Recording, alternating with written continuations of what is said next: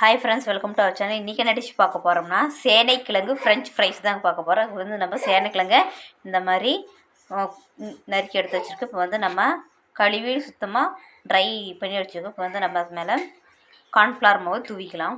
இப்போ கொஞ்சமாக நம்ம லைட்டாக உப்பு ஆட் பண்ணிக்கலாம். வந்து நம்ம ஒரு ஸ்பூன் அளவுக்கு கார்ன்ஃப்ளவர் மாவு ஆட் பண்ணிக்கலாம். ஃப்ரெண்ட்ஸ், நம்ம இந்த மாதிரி நம்ம நல்லா மிக்ஸ் பண்ணிக்கலாம். மிக்ஸ் பண்ணி அந்த பவுடர்லாம் டஸ்ட் பண்ணி எடுத்துடலாம். இப்போ ஃப்ரெண்ட்ஸ், எண்ணெய் நல்லா ஹீட் ஆகிடுச்சு. இப்போ வந்து நம்ம இந்த சேனைக்கிழங்க எண்ணெயில் பொரிச்சு எடுத்துடலாம்.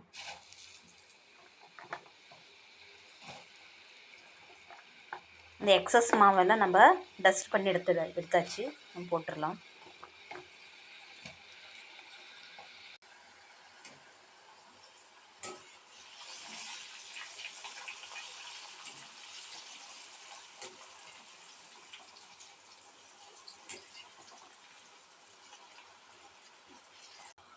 இப்போ கோல்டன் ப்ரௌன் கலர் வந்து நம்ம வேறு ஒரு பிளேட்டுக்கு மாற்றிக்கலாம். பாருங்க, நம்ம சேனைக்கிழங்க நம்ம பொரிச்சு எடுத்துட்டோம். இப்போ வந்து இந்த கப்பில் வந்து மிளகாய்த்தூள், உப்பு, சீரகப்பொடி, பெப்பர் இருக்குன்னு நம்ம இதில் ஆட் பண்ணிக்கலாம். நல்லா டாப்பிங் பண்ணிக்கலாம்.